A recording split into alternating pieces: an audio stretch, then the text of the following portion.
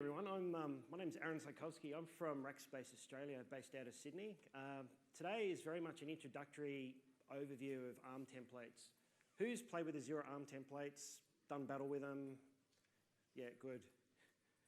Who likes them? Who doesn't like them? Okay, awesome. So what we're going to cover, it's a bit of an overview of exactly how ARM templates, what they are, how they work. It's not an advanced course by any means, advanced session, I should say.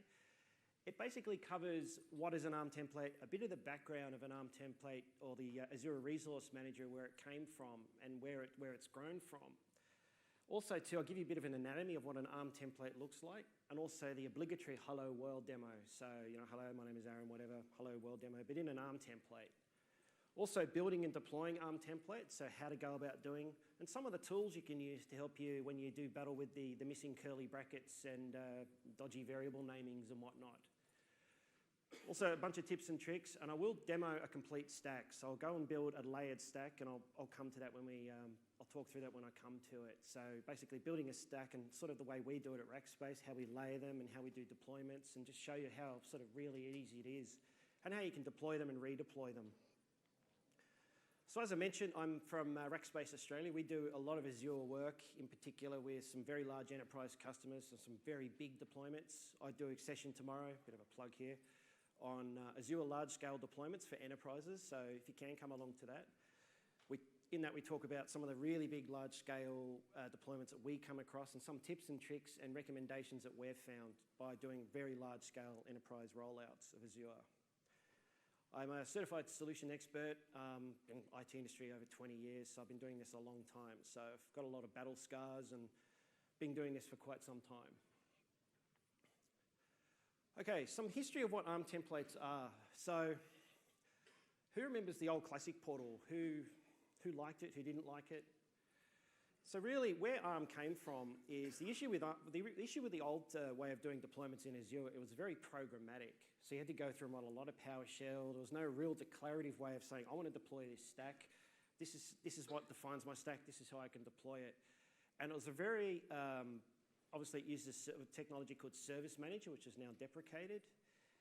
And really, where it really came from is a better way to deploy stacks in a much better, simpler, and more modular way. You can still use PowerShell.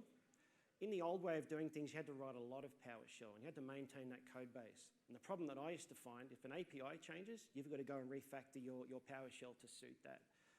So that was a real gotcha with some of that.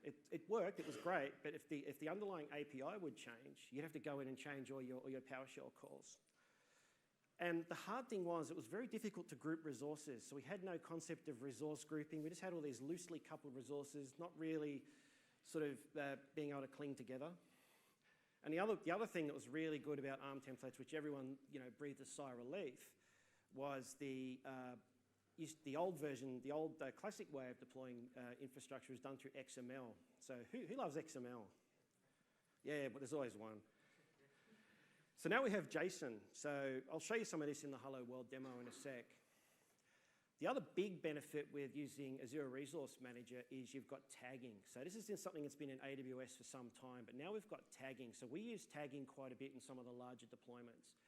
So tagging is very important in the fact that you can tag the resources and you can tag them, and it's great for billing, it's great for being able to group resources together for different cost centers and all of that. So it's a very handy way of keeping resources sort of grouped together in resource groups and tagging them. The other thing too, there's a few other things here too where it came from, is there's no real easy way of securing resources. We've now got role-based access controls. We've got, the other one we use quite a lot is resource locks. So what you can do at resource group level or resource level is to lock the resources so people can't accidentally delete them. We actually see that quite a bit, and we've had to get customers out of some deep and dark holes very quickly in that regard. And the other thing too is CI/CD was possible, but it was a lot harder. But now you've got the clarity of ARM templates, you can easily push bits of infrastructure out, and it's all version controlled and whatnot. So for those who don't remember, that's a view of the classic portal. I've removed anything that's incriminating in my subscription, but we all remember what that looks like. So anatomy of an ARM template. Who's never touched an ARM template at all in their life? Was there anyone in here? Okay. Who's familiar with AWS CloudFormation? Any other tools? Okay. Well, this will be very, very familiar to you. So it's a bit early for this type of code. I know, I'm sorry, I apologize in advance, but you know, what do? You get the first session of the day. So at its very bare bones, this is a very basic ARM template with nothing in it. And I'll break down each of what the sections are. So you've got a schema, content version, parameters, variables, resources, and outputs. So the schema just describes the version of the template language. Typically, you don't have to touch that one. Content version, you can do versioning into the templates. We've had issues using that. You just stick them as version 1 and just leave that alone. We actually use source control versioning to control our templates. Parameters are the parameters that are being passed into the template at runtime to basically define the infrastructure and pass in dynamic variables, which brings me to variables. So variables are used for, I'll go here with a little clicker here so you can see what I'm talking about. Variables are basically at runtime literally the same as any sort of programming language variable that are evaluated at runtime to define bits and pieces of your stack. For instance, you've got variables that are concatenated, you've got server names with a concatenated string and whatnot. Resources, obviously that makes sense. It's a bunch of resources you're going to deploy. So these are the actual bits, the stack you're going to deploy. And the outputs. So a lot of people don't use outputs. Outputs are very handy for debugging. Also too, when you've got templates, you've got one template relies on another. The output of one template may have to be fed into another. So that's where you can use outputs for some of that. Now this is the parameter file. I know it's pretty obscene code for this time in the morning, I'm sorry. So what this is the other part of the puzzle. So the other one defines what we're building. This is the dynamic parameter file that we're feeding into our infrastructure to define what we're building. So this will dynamically give us our stack or group of resources or whatnot. So the name, so that could be XYZ123, it's just a string, a name. The data type, so you've got values such as string, int, arrays, that sort of thing. So you can pass arrays from the parameter file to an ARM template. And you can do iterations and loops, especially when you've got large amounts of virtual machines you want to deploy. You can do that iteratively and programmatically very, very easily, all through the ARM template. Default values, so if you don't pass in a value, it defaults back to that value. It's pretty much self-explanatory. Allowed values, so if someone tries to pass an int and it's a string, you can actually catch that.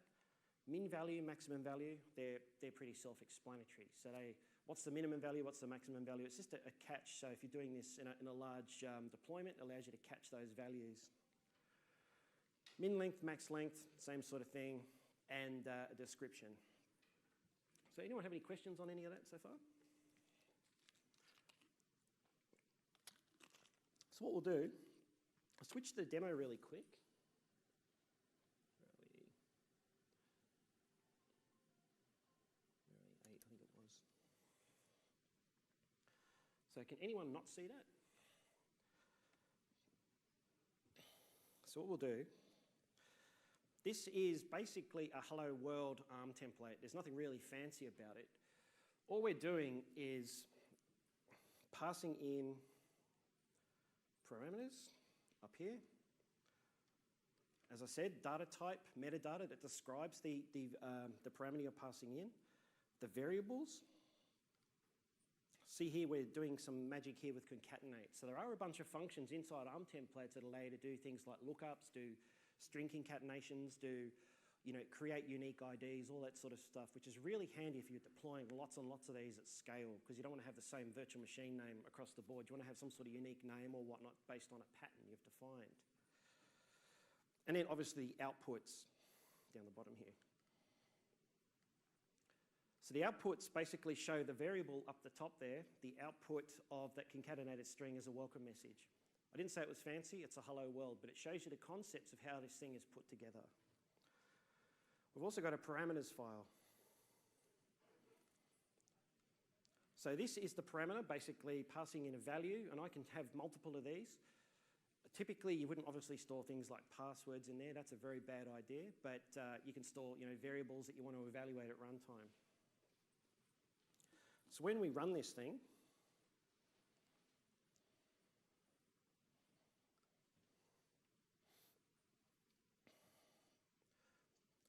Who's not done deployments with Visual Studio? Who's done, like, how do you guys do ARM template deployments? You just do it through PowerShell? Because this is just another way of doing it. And Visual Studio 2017 has got some extra tooling that can help with a lot of this as well. But anyway, what we can do here is just wait for this to load. Come on, internet. We're all at the mercy of the internet and physics when it comes down to it, aren't we? Right. So create a new resource group, call it Demo 1. And we put that in, doesn't really matter which region we put it in.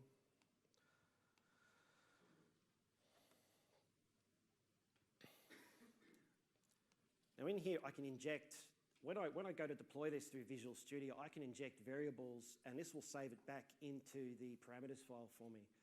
So if I hit save, and I run this guy now, show the output window.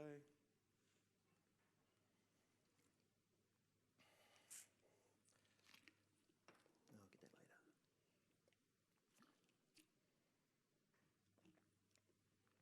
So what it's basically doing is a few things. So if I go back to my Azure user interface here, it's created a resource group for me.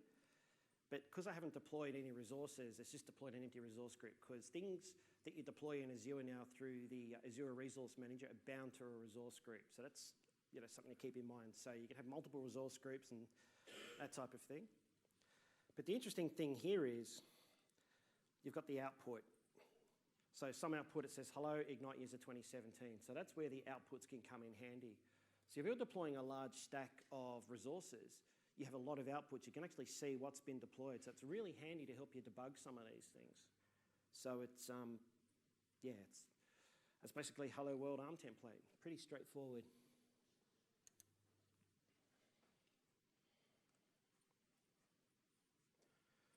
go back to... So moving on, where's the slides here? It's 8, I think, isn't it? There we go. No, 7, 6. I'll get the hang of this eventually. Yeah. Yeah, so building your own templates, basically the rule of thumb is when you're building these guys is, you can start from scratch, but why would you? Because there's a lot of shared repositories out there. We've got our own internal one. There's GitHub. There's a whole bunch of online communities. One thing I highly recommend you have a look at is the Azure Quick Start Gallery. There's a real whole bunch of templates, and they're updated quite regularly. As of yesterday, we had a look, and there's a bunch of ARM templates for managed disks now. So people are keeping up to date. We contribute to it. Anyone can contribute to it. You can do pull requests and whatnot. And it's a very active community. There's some really good tooling in Visual Studio that can help you out with some of this stuff. So there's right-click, create new project, that type of thing, will allow you to get you going. And if you do have any questions, look, seek out some people at the various stands. If you're not familiar with it or you need a question, come and ask either myself or any other Microsoft folks around the stands or Azure people who are into this stuff, and ask some questions. There's a couple of links down there. Yeah, it's called the Azure Quick Start template. So I recommend having a look at those. There's a lot of them, and unfortunately, some of them don't always get up to date or kept updated, so you have to, some individual results may vary for some of them. So with the tooling in Visual Studio, what you can do is you can basically create a blank template from the Visual Studio tools and say, look, create a blank template, and it'll create a blank resource file for you, and away you go. And then within the Visual Studio tools, you can basically go in and create a whole bunch of resources. So here's one I prepared earlier. What's really nice with the Visual Studio tools, if you've got this JSON outline editor here, sorry for the guys over the other side of the screen, I need to do a running leap over there. So for those who want to use, if you've got a large ARM template, this can get very, very big, and you've got to do a lot of scrolling. So what you can do is use the JSON Explorer, and you can actually click on the individual elements, and it'll jump to the section in the ARM template for you. So if you need to do copying and pasting or whatnot, or move things around, this is a really good tool, and it's just baked into Visual Studio. So sorry for the guys over this side of the room, but yeah, on the left there's the JSON Explorer inside Visual Studio. So we use this quite a lot. So if we've got ARM templates we're trying to merge together. What you can do is you can drag and drop different parts and different parts of the JSON, and it'll help you find errors and whatnot. As I just said, so you've got a bunch of ready-to-go templates. You've got the JSON outline view, so this is reiterating that. Another really nice tool that we're looking at quite a bit too, which is a nice free tool, is Visual Studio Code. So this is a free tool, and it's cross-platform. So what this allows you to do is basically author ARM templates, also allows you to author and debug PowerShell, and it's cross-platform for Mac, PC, and I think Linux as well. It's actually a really nice tool. It's built on I think it's the Electron framework, so it's like a web-based sort of wrapper. So it's updated very, very regularly, and it's a really, really nice tool. The one thing I wish they would add to it is a JSON editor view like in Visual Studio. So you can click on the individual tree items and then click on it. That would be beautiful. Then you wouldn't really need Visual Studio, really, unless you... Depends what you want to do. So with ARM templates, what's really interesting about them too is you can deploy them, and if you make an error, you can either tear them down or you can deploy over the top. And I'll show you this in one of the demos, actually. So you go and deploy a virtual machine, you go, oh crap, I've got the wrong size instance. I can go and redeploy the ARM template over the top. And what it will do a differential lookup to say, what are the differences between what's deployed and what's new in the ARM template, and then make changes to my underlying stack. So it'll do the updates for me. It's very, very nice. Big thing with ARM templates too is version control. So, pick your poison, Gits, TFS, whatever you want to do. It can be versioned, and you can do branching, merging, all that sort of stuff. The other thing that's really nice is obviously you can deploy via Visual Studio, but you can also deploy via PowerShell as well. So here's some sample code that will show you how to do that. Everyone see that okay? It's pretty bright. So basically what it's saying is a new resource group deployment to the name, basically the base file name here. Give me a date, time of the deployment. But the main things are the bottom three. So what resource group do I want to deploy to? And it will check if it already exists. The template file, as in the ARM template file, and a parameters file. So that can be fed in dynamically and done through PowerShell. So when I did that deployment for that first demo through Visual Studio, this is basically what it's calling under the covers. So under the covers, it's calling PowerShell, but it's abstracting that for you through Visual Studio.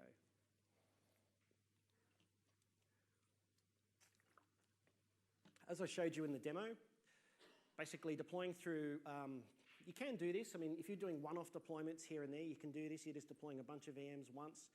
There's no harm in doing this. But when you start doing bigger, more automated deployments at scale, this is probably not the way to go. So you need to look at proper CI/CD tools such as VSTS or TeamCity or Jenkins or any of those sort of tools, which funny enough now do have ARM template support, especially with Octopus Deploy now. We're using that with a client at the moment. So there's ARM template support built into a lot of these products now that will help you do some of this at very large scale.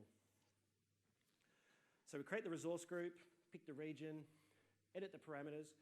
In this particular case, I'm creating a storage account, so standard LRS, got a suffix, got environment, and I can tweak these parameters as I go. So you've got to think of this as, it's literally the old adage of infrastructure as code. I can go in and create all my code through ARM templates and have versions of it checked in, checked out, have multiple people working on it, and I can version my deployments too. So when I'm doing these, I'd recommend using tagging as well. So you see here you've got the environment drop-down. That's really handy if you want to have dev, test, prod. I want to have different resource groups, or I want to do it via tagging. So I can say, well, this is a dev environment, this is a test environment, this is a prod environment. So you can do that with tagging, and then you can do billing and do billing results and searches on those tags. So you know how to build the right internal customers. So apologies, it's a bit small, but as I showed you before, this is the output window. Very similar to what I showed you with the Hello World demo.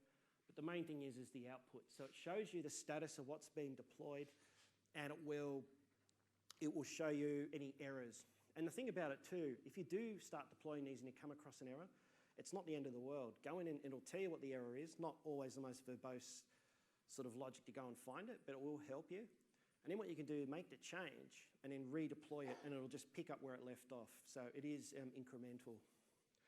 What you can do as well, there's a little trick. If you have a blank ARM template and you'll do a deployment, you can do there's a parameter you can pass to it to say, blast the resource group, but don't delete the resource group. And I can't remember the parameter. I think it's not incremental, it's force or something. I have to look it up. There's a way of doing that if you don't want to kill the resource group. But tearing these down, obviously you delete the resource group and it'll obviously delete all the resources underneath. So when I've done the deployment, it'll show up in the Azure portal and it'll give me all the useful information. So I've hidden the subscription ID because it's one of my subscriptions, but it just tells me what everything here. It's got the name and it's got the tags and everything like that with it.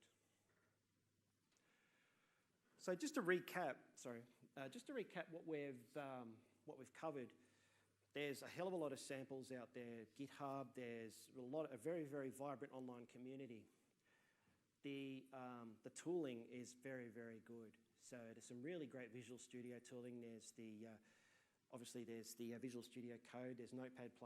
There's Sublime. Pick your poison, basically. But for myself, I like Visual Studio, getting the templates right, and then it's got nice integration with the back-end source control tools.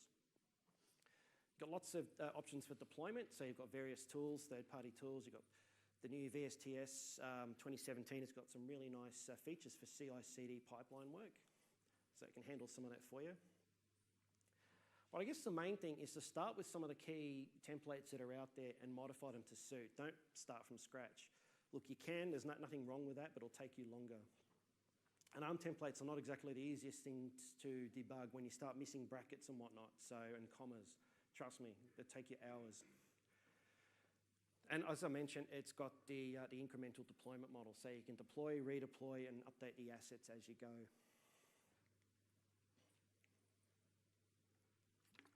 Any questions on any of that so far? Yeah. Does the Azure Portal have a web GUI to upload ARM templates? Yes, it does. It's got I think it's still in preview, but there's like a templates, I don't know what you call it, it's like a templates section you can go to and you can upload them. It's okay, but it basically is like a repository you can upload ARM templates to and deploy them from there, but it doesn't allow you to do much beyond that. But yeah, it does work. We've used it a bit, but yeah, sorry, the question was, for those who didn't hear, is there a place in the Azure portal for uploading templates and running them from the Azure portal? And yeah, yes, there is. Sorry, yeah? Is there a way to script out manually created or manually updated? In what way? So the question is there a way to automate or script a... you manually create your resource, you also create some resources. Yeah. And is there a way to right-click somewhere and say, can you generate an ARM template for this? Yeah. So the question is, once you've deployed resources, is there a way of creating ARM templates from that? Yes, there is. If you go to the Azure portal and create resources and right-click, you can export it. The caveat with that is not all resources are exportable. Because you've got to remember too, under the covers, Azure is really just a bunch of APIs. And all ARM is abstracting that into, it's got an engine that sits over the top and it provides a way of being able to abstract that. So you can do it, not all resources are exportable. So there's a question over here, yeah? So if you're using Visual Studio to define a larger environment, Yep. let's say, for example, you're doing a SharePoint farm, Yep. it's like 80 servers in the farm. You're obviously going to have one SharePoint template that you're going to define for each server type. Yep. Is there a way within there that you can actually have them all set up with the variable save, so you can do like one-click deployment without having to fill out that visibility? Yeah, good question. That's a very good question. The question is there a way of nesting the deployments, having like different templates for different environments and whatnot? Yes, there is. The way to do something like that is with what they call a linked template. So what that allows you to do is, rather than having a bunch of loosely coupled templates, is have one template that sort of links them all. Now, to do that, there's a few tricks. I'm not going to cover that because it's a little bit advanced. The trick with that is, to do that, you need to put them into a storage account. It's got to be publicly accessible, well, public via the runtime. So obviously, you're not going to have your templates out in the public domain because storage accounts are public, right? So what you could do in that case is make the repository private and put what they call a SAS token on it. And then when you do it at runtime, call that repository with a SAS token for the time that takes to build the environment and then deploy it. But to do what you want to do, I'd look at something like a linked template. So a template that has different parameters for the different environments. You might have, I don't know, t-shirt sizes is a good one. There's a really good sample on doing t-shirt sizes with ARM templates going around. So small could mean a small SharePoint farm. Medium could be a medium SharePoint farm.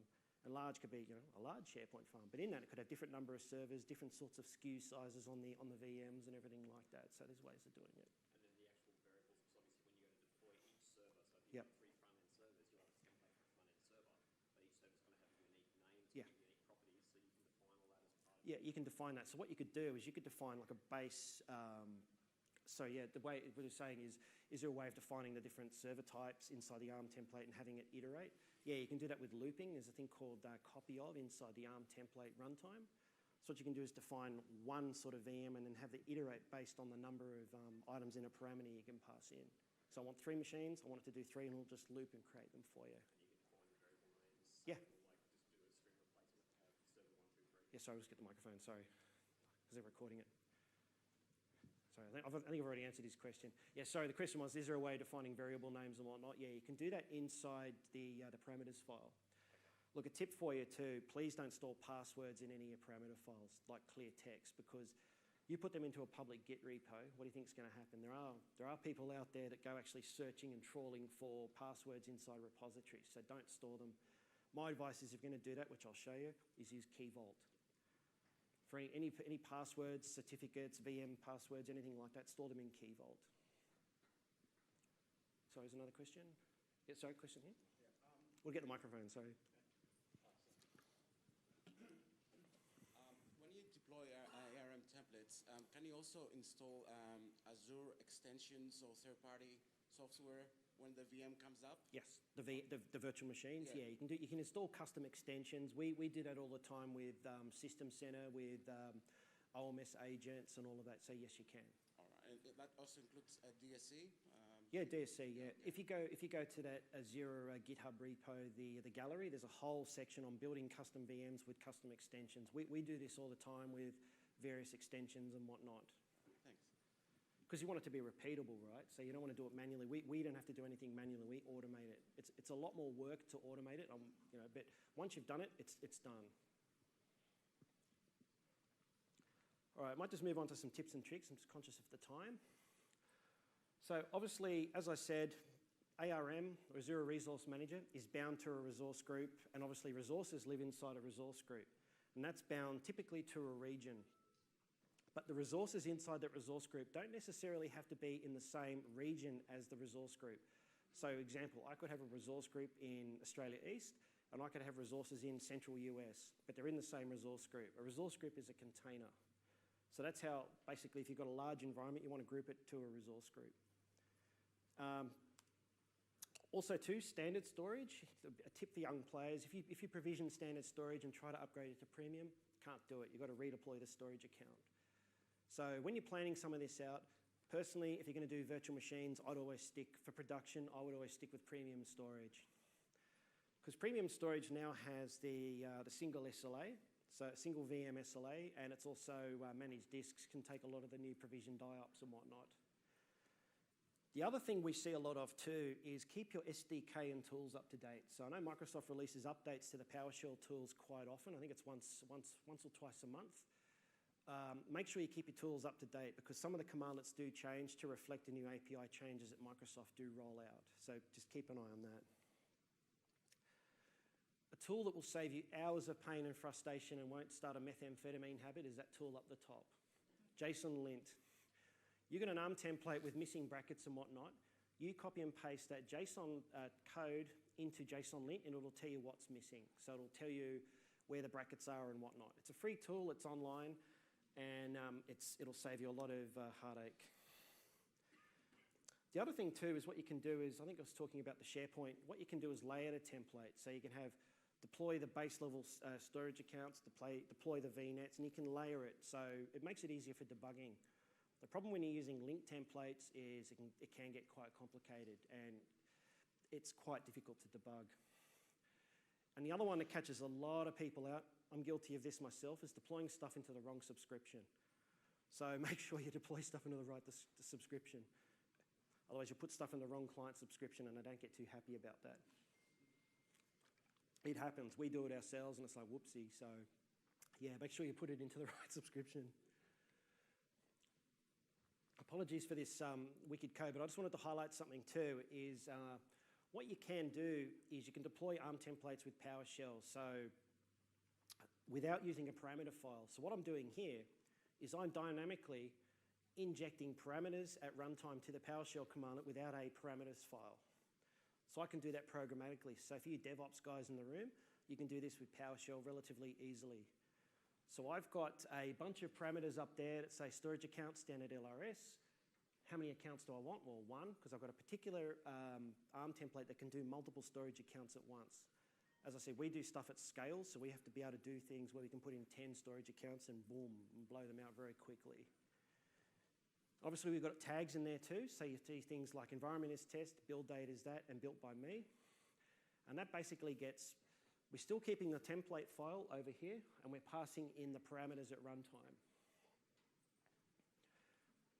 Very, very straightforward. I mean, this is all very well documented on the Microsoft site, but it's a little thing that a lot of people don't realize you can do that. So you can mix and match. So you've got your ARM template, you've got your parameters in a file, but you can also do it at runtime dynamically. So you've got a large PowerShell library of deploying this stuff on the fly. You can do that. Some useful links for you. Visual Studio Code, and that's a given. That's a great tool to have in your arsenal. There's Git extensions is one that's really, really nice as well. So that I'm not a massive Git expert by any means. I know enough to do damage, but a lot of it's command line driven. So Git extensions is makes Git friendly for us Windows guys in the room. So I actually quite like it. The other one that's really handy is Storage Explorer. So you can download that, and when you provision storage accounts, you can go in and look at the various storage accounts that you've provisioned and go and poke around them. Probably one of the better ones, though, is the Resource Explorer. So what you can do is I haven't got a demo of that, unfortunately, but what you can do with the Resource Explorer is link it to an Azure subscription, to a tenant, to a subscription, and then drill down to see what's deployed and look at the API. So for those devs in the room who want to work out how Azure works with certain things, oh, music. That's all right. So what you can do is with Storage Explorer, Resource Explorer, you can go around and poke around the API and actually see how Azure works so you can make the right API calls and whatnot. But it's very, very handy when you're trying to work out versions of the APIs because Microsoft do version the APIs. So when they do an update to the APIs in the back end, they will change some of the underlying infrastructure without sort of telling you.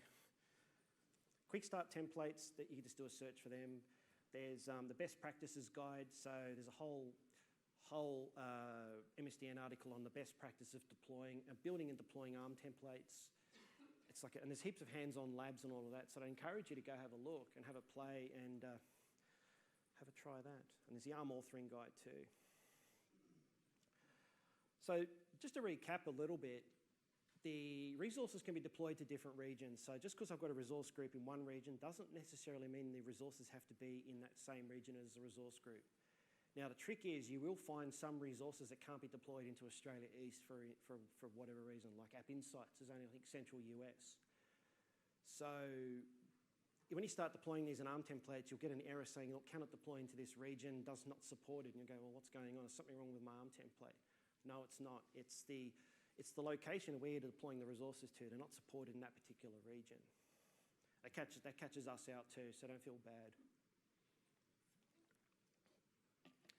So the other one is keep your tools up to date. That's quite important. So make sure your PowerShell tools, all your SDKs are up to date. Microsoft do a very good job of keeping all the tools and Visual Studio, all the underlying tooling and frameworks up to date. I recommend keeping those up to date as much as you can.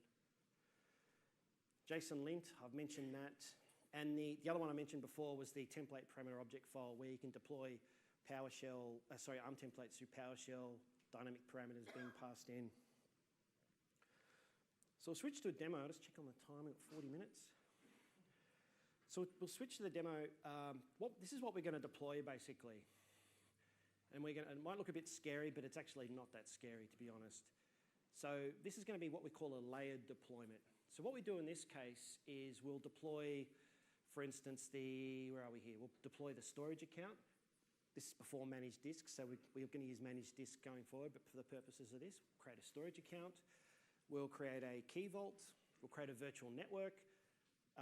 Obviously, the virtual network's an interesting one because that'll define the decider block for the underlying virtual network and all the network security groups. If you come to my session tomorrow, I'll talk about how we do network security groups and virtual networks at scale for customer environments. So how we lock it down, how we deploy very prescriptive network security group rules at the networking layer.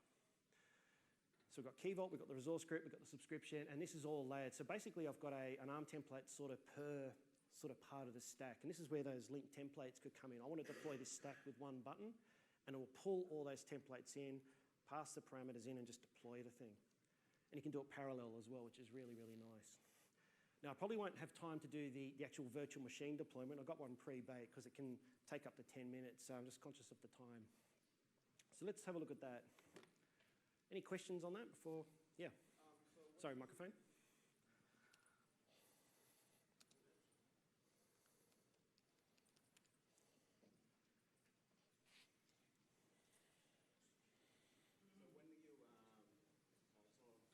It's not on? Yeah. It's All on? right. So when you deploy an IRM template, Yep. And halfway you say like, oh shit, what I'm doing, I'm pushing out 100 VMs and I want to cancel it. Is there a way to do that or? Yeah, if you go, you can't do it. I haven't found a way of doing it from like PowerShell. You can shut down PowerShell and all that, but unfortunately it's a bit of a transactional atomic model. So you've started deploying it, you have to actually go into Azure. And if you go to the resource group you're deploying, there's a little status saying deploying. Okay. Click on that, and it'll come up saying what's being deployed, and click on events, and then you can go and look at what's being deployed. Say, for instance, a storage account's frozen or whatever it is. Click on it, and you can say stop deployment. All right. You can Okay. stop it. All right. So there's a panic button. There's a panic button. But look, worst case scenario, you can go, oh crap, I'll just delete it, restart it, do it again. Unless it's production, right? Okay. Thanks. When you debug, you do it in production, don't we all, right? Funny story, we had a customer who deleted a storage account in one of their production environments, and they ring us up in a panic. And like, can we get it back? Okay, yeah, maybe, maybe not. And it was a locally LRS storage, so it's only 3 copies in a data center. So we rang Microsoft, and even though it was dubious, they could get it back. So they rang us in a real panic. This is a production system. So rang Microsoft, raised a ticket, and they actually managed to get it back. So there is a window where you can get things restored if you really, really, really need it. I'm not sure what the SLA is for that, but there is one there somewhere that it's got a tombstone period, if you will. Okay, I might have to switch to this one. It's 8, isn't it? Right, just conscious of Z time. So what we're going to do here, as I mentioned, we're going to do the layered deployment. So what I'm going to start with is I'm going to build out the storage account. So I'm going to do this in a bit of an interesting way. I'm going to do part of it in pure PowerShell and the rest of it through Visual Studio, just to show you how it can kind of work. So I've got some interesting PowerShell here. Nope, not there. So I've got some PowerShell here. What this will do is, well, can everyone see that? Yep. I'm going to create a resource group. I'm going to tell it to go Australia Southeast. I'm going to tag the resource group with those tags. And what I'm going to do is deploy the resource group, tag the resource group, but then I'm going to use Azure PowerShell to create me a storage account with parameters that are being passed in dynamically. And I'll show you what this will do now, hopefully, if we have internet. So if I run this, pick my subscription. I can give you guys a code on how to do those pop-ups as well if you really want it, because it makes it so much easier to work out. I've got some code that can tell me which subscriptions belongs to what, and I click on a button and it automatically changes the context for me. So I'll share that code if you really want it. It makes so much easier. So what this is doing, it's going in and creating a resource group for me, Australia Southeast, and you can notice here it's giving me a bunch of info down the bottom here, telling me the status of it. And it's also creating, with tags, they're what they call a hash table in PowerShell. So what it will do is we'll go and create me the customer name, Ignite Demo, the build date in Zulu time, script version, and environment demo. Sorry for the guys over the left here. I need like a little bridge or something.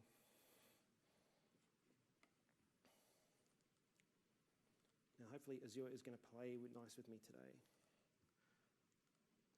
So what I can show you here, it's already started deploying. So you're asking about if you need to can something. You click on this where it says deploying. I can click on this, and I can go cancel. There's also another undocumented feature I've got to show you in the Azure portal. I don't know if you guys need this one, but what you can do is you can do this. You show customers that they lose their mind. What do you do, right?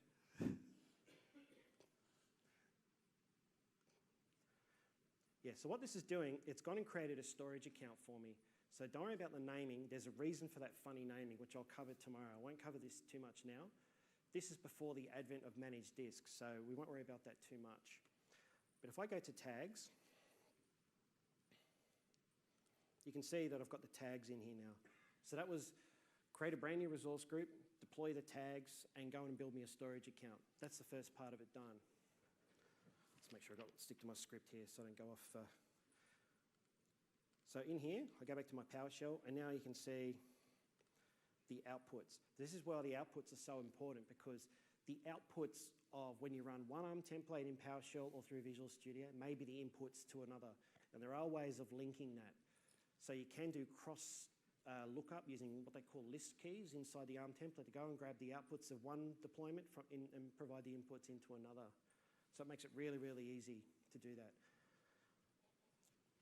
So that's succeeded. So I go into this guy now, and we have a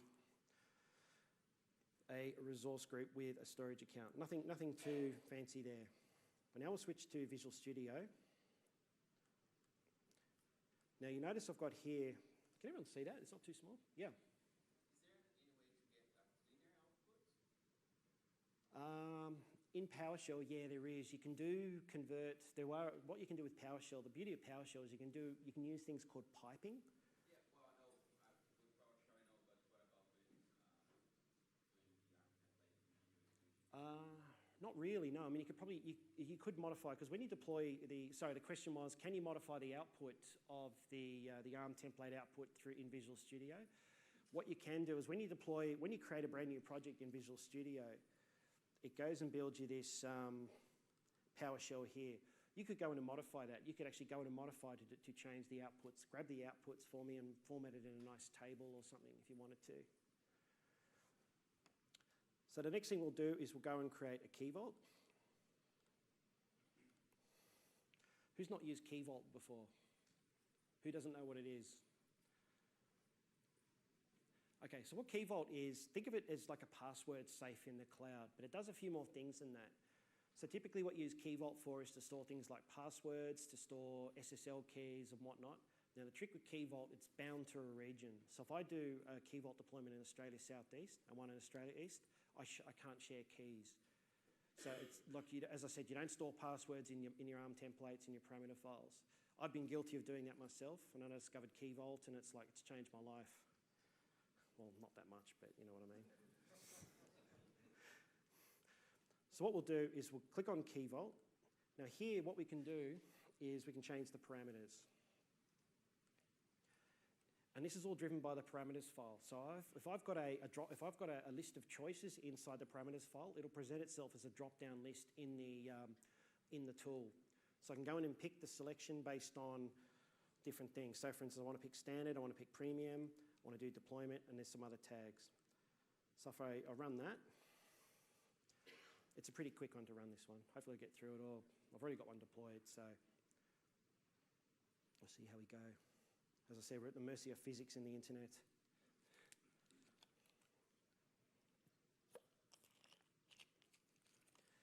So this is what I'm saying. What you can do is just one second, I'll come back to you. What you can do, I'm doing this stack by stack. I know it looks a little bit clumsy, but I'm just showing you how you can layer it. So what I'm doing is building out. So I built the resource group, I built the storage account, I built the key vault, then I can do the virtual network, then I can drop the VM into it. So it's a way of building up the stack. It's going to take a little bit. Yeah, sorry, what was your question? How you launch it? What you do. So the question is, how do you launch this from Visual Studio?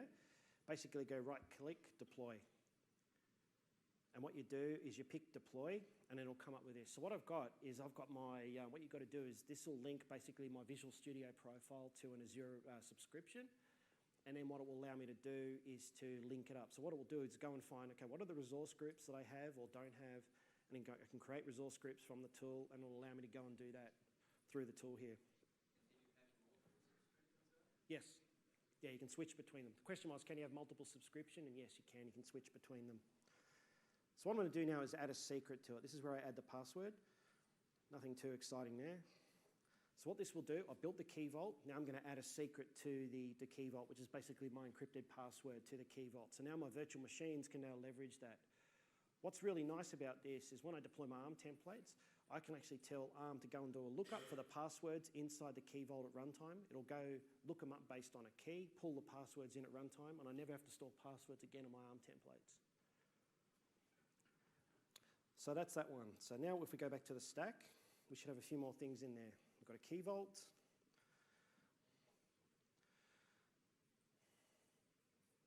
Yeah, mate.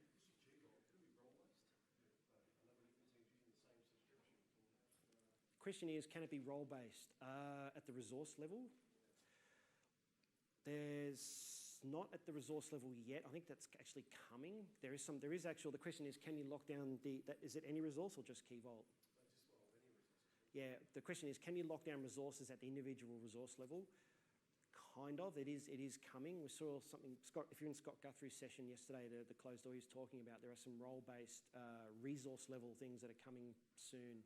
So you can do it at the resource group level, but there's more granular control coming. It is coming. Yeah, because you want to be able to lock down individual resources and whatnot. Yeah, so you might not want everyone to have access to the key vault for whatever reason. Yeah, mate. Can you have multiple key vaults within your subscription? So you can have one for, say, SharePoint and a separate one for your AD? Yeah, question is, can you have multiple key vaults? Yeah, you can, because you've got to name them obviously differently. You just have to deploy them with different names, and you can be in the same resource group. It's like a safe. Think of it as a safe. You put your certificates and passwords into it. How I access the secrets in that safe is via a URL and a name value pair type lookup value. So it's created my secret. So does that answer your question? So now quickly, I'm just conscious of the time. Now this is where things get interesting. We're going to deploy the virtual network. Now I'll show you a couple of different things here.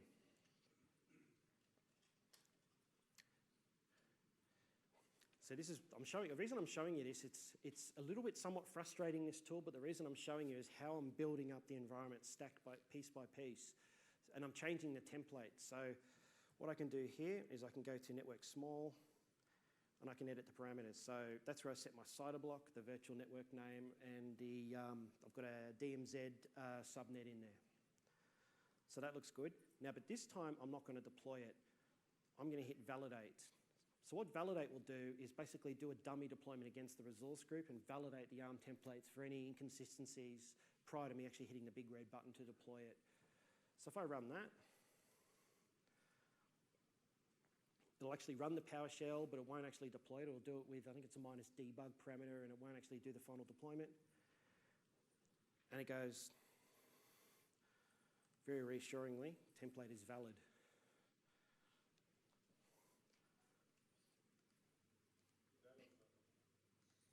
So, yep. Does that also pick up on if there was any sort of like overlapping subnets or anything like that as well? Well, the question is, will it pick up any overlapping subnets? Unfortunately not. It will only pick up when you actually start deploying the VNets. So when you start deploying the VNet and it goes, you've got your clashing subnets, it'll throw an error. But the beautiful thing about that is, if it gets to a point where it can't fully deploy, go in and correct the error and then redeploy it over the top, because it'll only deploy the deltas from that point forward. Thanks. No worries. So deploy the virtual network. I won't deploy the virtual machine just in the interest of time, but I've already got a stack that I've got deployed. But I do want to show you something how I've got a virtual machine that is deployed. I think it's a basic A0 instance. I'll show you how I can change it using ARM to a standard A1 or something like that without having to do anything magical. So I'll show you that. It's good to know this stuff, because you go, oh crap, I've made a mistake. You don't always have to necessarily tear down your whole stack. You can deploy over the top. There's some things you can't do. For instance, you can't rename VNets or things like that. So if you deploy a virtual network and you want to rename it, sorry, you're out of luck. We have asked Microsoft about this and they said no. That's basically what they said. It was very disappointing.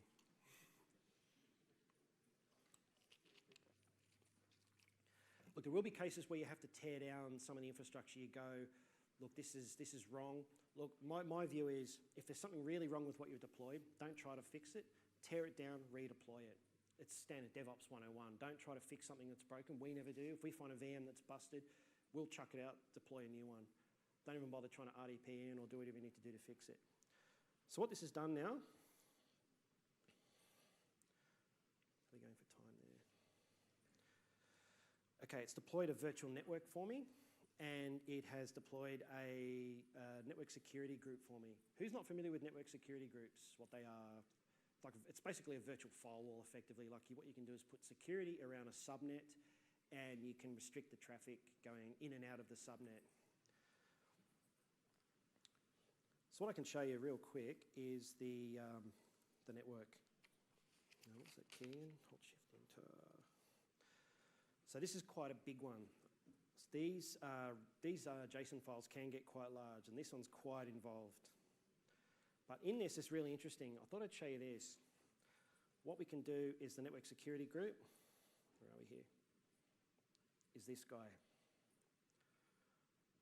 What we're doing here, I'm basically defining my network stack. I've defined a subnet, and I've defined the network security group. So what I'm saying here is deny all traffic except inbound 3389 for RDP. So what I'm saying is I can allow source port range star. Not a good idea to do that, because that means the internet can now RDP into my VM. There's nothing on it, but knock yourselves out. But I can also do this to outbound, inbound, and all of that. But this can actually really tie you in knots. So if you start doing really interesting sort of network security group rules, it can really tie you in knots.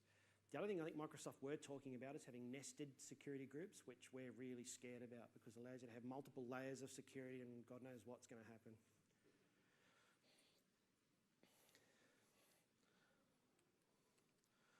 So that is the network side of things. So it's nothing too scary there. Has anyone got any questions about that? Yeah. In regards with deploying stacks or whatever, can we do the opposite, like delete a whole stack with a template? Yeah, the question is, can you delete a stack with a template? And the answer is yes, you can. What you can do is there's a trick whereby you can create like an empty template with no resources in it. Replay that against the resource group, and there's a parameter. I'm just trying to remember what the parameter is, but there's a parameter you can pass into it to tell it to blast the resource group, but not delete the resource group. But for us, just delete the resource group. It's the quickest way. But it's not always fast to delete. You've got a lot of resources in a resource group. It can take some time to deprovision it, and wait a few minutes before you try to reprovision it, because you get interesting errors. Because Microsoft in the back end is they're deleting it, but there's a little tombstone period whereby they've got to perform a cleanup, particularly with Azure SQL. We see that quite a lot, where you go and deploy Azure SQL, delete it, redeploy it, and it's like, I can't deploy it. It says it's already existing, but it's not there. So just be careful of that one. So what I'll show you is the virtual machine. So I've got here's one I prepared earlier, Demo 2 pre-canned. But what I want to show you is this. I've got a virtual machine. Everyone see that okay? It's not too small. I've got a virtual machine when it decides to load. It's turned off, but it's a basic A0. It's got one core, 0.75 gig of memory. And I'm like, okay, well, I've deployed this. It's too small. So what I can do, go back to my trusty tool and go, where are we? Wait, I don't want to move stuff. That would be bad. Now I've got a different ARM template here that does the virtual machine side of things.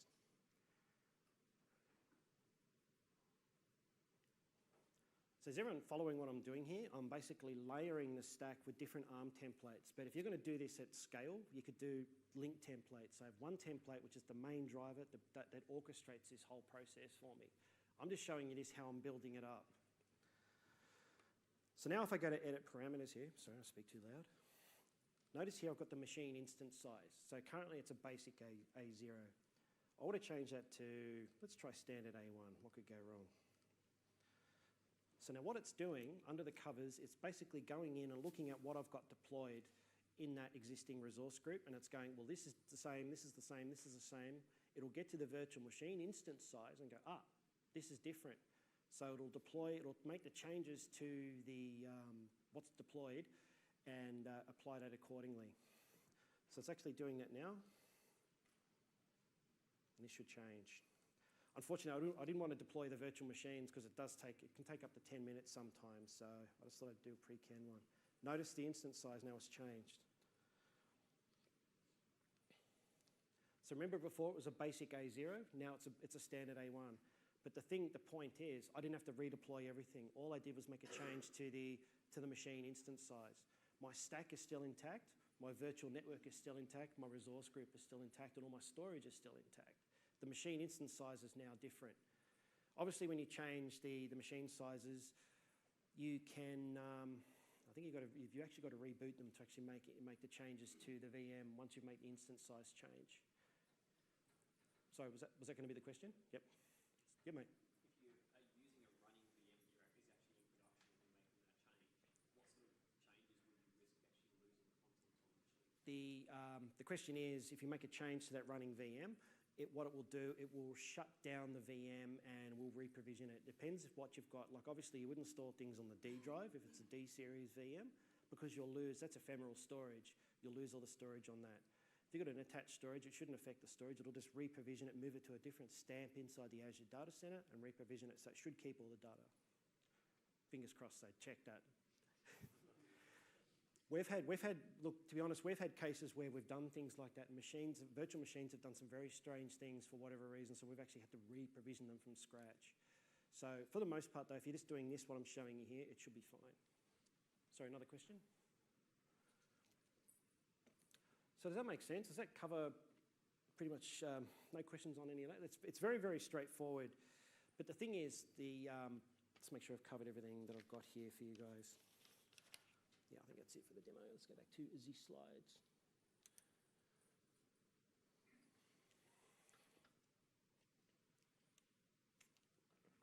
Yeah, so just to recap, so what we deployed here is the virtual network. Actually, I'll go to the other slide. Sorry, cover that off. Yeah, so what we've covered is the layered ARM template, a very simple VM deployment, how the incremental ARM model works. So that's something, if nothing else, take that away. ARM templates are incremental deployment, and you can deploy, redeploy, tear down at will. There's a mix of tools, as I showed the change of the VM size via ARM. And obviously, the other thing too, it's very interesting, inside ARM templates, when you start deploying larger and larger stacks, there's a concept called resource dependencies. So you can have inside the ARM template, there's a function called depends on. So when you deploy an ARM template, you can say storage account can be deployed first, but the VM depends on the storage account, because what that'll mean is the storage account has to be provisioned first, and then the virtual machine depends on that storage account. It's basically a dependency tree inside the ARM template to allow you to make sure that your resources are staggered and deployed in the right order. It's very straightforward. Once you go to the GitHub repo and have a look at some of the more complex scenarios, you'll understand how it works. So obviously I can't deploy a virtual machine without a storage account. It doesn't really make sense. And I can't deploy a subnet without a virtual network. So, there's dependencies. So there's depends on, in that regard. I'll see if I've got a sample of that actually.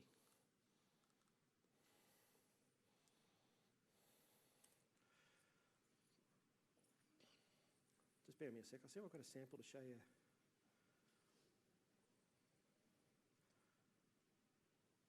Yeah, I'll show you this really quick. I'm getting the hang of this thing, I think. Maybe not.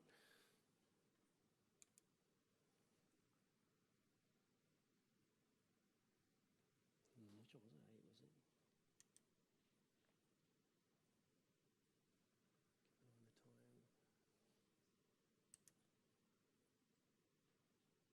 That's right. I'll show you another time. But yeah, there's it's basically the depends on, and all it does is a reference to resources that have already been deployed. So if I try to deploy a virtual machine that doesn't have a resource group, it'll actually, say a storage account, it'll fail saying there's no storage account supplied. Interesting thing is, if you don't supply it, it'll actually create one for you. So there's some resources, if you don't put in that it depends on, it'll create a virtual network, it'll do it all for you. It makes a best guess. So just be careful of that. You might find, why have I got 2 virtual networks where I've specified it? That means you've missed something in your deployment. All right, so just a bit of a recap over the session. So obviously you met me. Bit of history of ARM, bit of an anatomy of what an ARM template, what makes it up. The Hello World demo, I hope that was useful. There's always got to be a Hello World demo somewhere, and I thought, what the hell, do an ARM template one. How to do building and deploying. you know, a bit of tips and tricks, some of the things that like we see, and I'm sure other guys have seen too. There's a whole bunch of forums, etc., out there, what people have seen. And obviously deploying the complete stack. I know it's an interesting sort of demo that shows you, you know, how to deploy the different layers of the stack, but also too how to deploy redeploy the virtual machine over the top. And with that, we'll take some questions. Yeah, mate. Template, the layers that you work through. Yep. Set up something. What I did. The tricky thing is, so the question is, are the layers that I work through, is that up somewhere? Typically what you do, there's if you look at those quick start templates, that actually shows you with some of those. So if you're going to deploy, like I did, a very simple VM in that scenario, you kind of got to know the order that you've got to do them in. So typically I usually go like storage account first, and then VNet, and then all that sort of stuff. So you sort of know, when you start doing more and more of it, you understand the dependencies. That's the thing. You need to understand the dependency hierarchy of the deployed resources to make it work. Yeah, mate? So just on that, when you were talking about the linked templates, in your experience, do you recommend having a template that is layered in? Oh, thank you. Sorry, I was just going to say, when you were talking about the linked templates, Yep. I guess I have a question about which resources to group into each template. It's a linked template. And is your recommendation? Yeah, typically what you would do is you would probably group like resources together. A good example may be the web tier. So you might have a whole bunch of web front ends that you need to group together. That might be a good candidate for a bunch of linked resources. You might have a database tier, so it might be a bunch of VMs. It might have to have its own particular security requirements. You could group those together, or you could group the whole stack together. I'd probably steer away from the whole stack because it can get very, very complicated. The other gotcha with linked templates, which I really hope Microsoft fix in the future, is being able to deploy linked templates off a file share, like a local file share. You need to do it to a storage account. I've asked the ARM template guys about this, and they said, oh, look, we're kind of looking at it. One of the other features I'd really like to see in ARM templates going forward would be the pricing. So I've got an ARM template, I can do a simulated deployment, and I want to see how much it's going to cost me. That would be really nice to see that. I've asked them about that, and they said that's good, because I think Amazon's got something like that. So it'd be good to see what the estimated cost will be to deploy the resources in that resource group like that. So you get an idea, so you can go to your boss and see how much it's going to cost. Thank you. No worries. Yep, question at the back.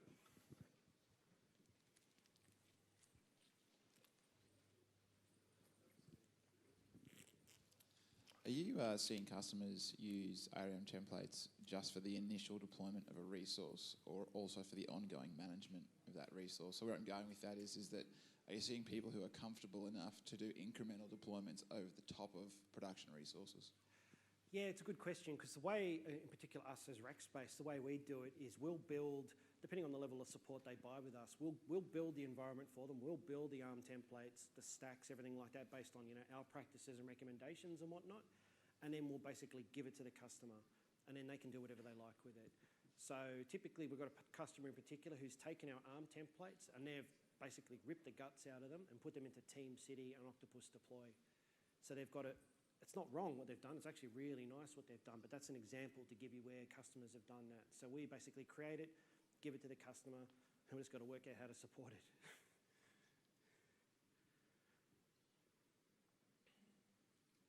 Yep, question up the back. I guess it's subjective. What's your view on when to use ARM templates and when to just do the traditional deployment of Azure resources? Like through the portal? Portal or through PowerShell? The rule of thumb is if you do anything more than once, you should automate it. That's my view. So if I'm doing one-off deployment for a VM, quick and nasty demo, I just want to show something off, I can just do a quick demo, I can just do that through the portal. But if I want to do something a little bit more intelligent, I would use some ARM templates or PowerShell to do it. If it's a simple little VM one-off type thing, yeah, use the portal. There's no right and wrong answer for that. But for myself, I'm a bit of a code freak. I like to do things automated. So, yep, sorry? So as an example, you're going to deploy a custom application. You generally do it once every 3-5 years because it's just one of those inherent applications. Yeah. In that case, you build it. Yep. You're not going to touch it for quite some time based on business requirements. Well, see, that's the problem in itself. Because if you go and build that manually, 5 years from now you go back to fix it, what were those settings again? They're not written down. At least they're in a bunch of ARM templates or parameters. They're recorded somewhere. You've got the parameters. What are the settings? So and what if that application dies? I need to quickly rehydrate that application somewhere else. How do I do that manually? What are the settings? There could be that's why you would automate that. I know it seems a bit pedantic, but you've got to think about worst case scenario, right? If that application craps itself, you want to be able to rehydrate that, spin it up in a different region. That's where you'd have to use automation to do that. Does that help? Does that answer your question? Partly. Look, we've got customers who want to deploy stuff manually, and look, that's fine. But we always say to them, I mean, how are you going to manage it, maintain it, and redeploy it later on? So, you know, it's not an easy one to sort, to fix.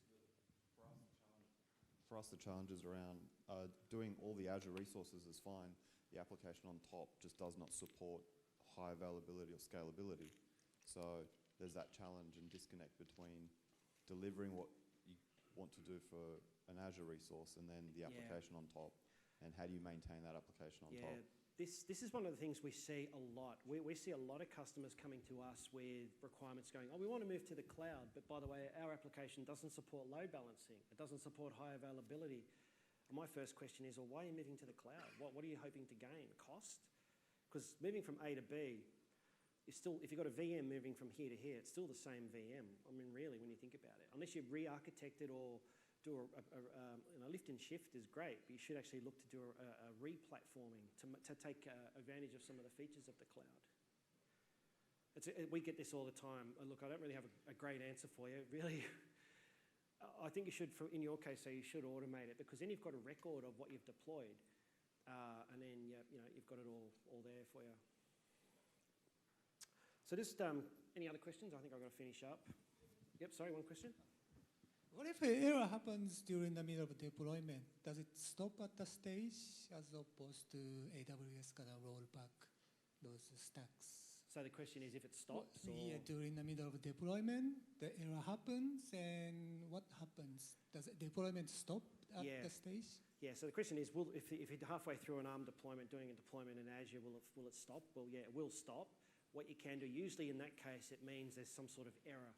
It could be a typo, or you're deploying to the wrong instance size, or there's something wrong in your ARM template. Is it easy to find where it stopped? Yes and no. Depends where you are. Depends on how complex the deployment. So if you could go in and fix that error, you might be able to find it really easily and just redeploy it, and then it should just pick up where you left off, because it's incremental, right? Yeah. Does that answer your question? Thank you.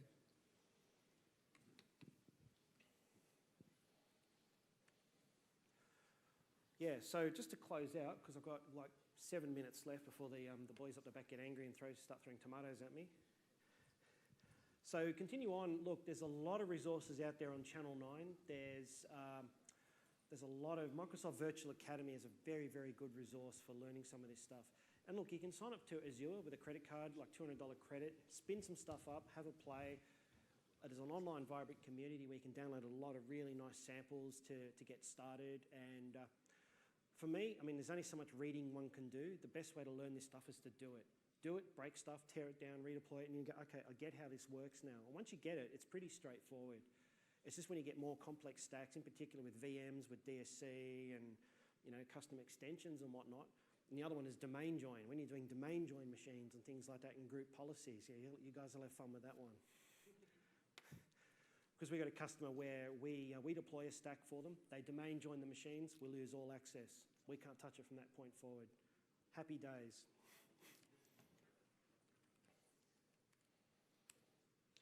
So, any other questions, concerns, comments? Yes. Yeah, the question is, all the stuff I've been doing in Visual Studio, I can run from PowerShell? Yes, I can. So I can do that, because ultimately what I'm doing is Visual Studio is front-ending PowerShell for me, and all it's doing is passing the parameters dynamically to that PowerShell script. So yes, I can do that. You mate. Question around best practice in terms of how you install your templates. Do you have one big project with everything for that environment in one, or would you? Question is, what are the best practices around storing the ARM templates in a repository?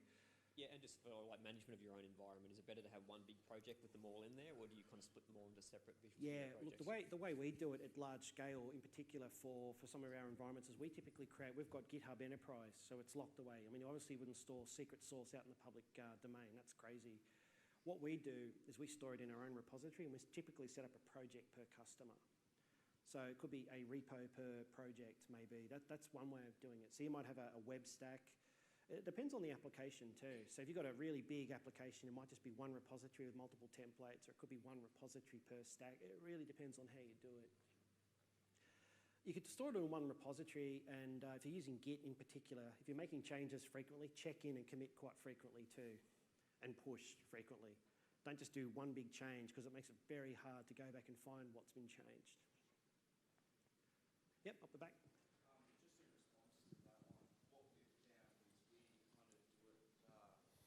What we do is we kind of do it a little bit more unique to the scenario. So if we're doing just a website, a web app, Yep. we'll just keep the ARN stuff in a folder specifically in that repos folder or in that repo. So you'll have folders for the HTML and static content, and then you'll have folders for the ARM templates. Yep. And then we'll use VSTS to do an incremental deployment to, if we're updating the tags or, redeploying to another sandbox or something like Yeah. that. We'll grab the template and the params from there, deploy it, and then deploy the code on top of Yeah. that. You're using VSTS for that? Or? Yep. Okay.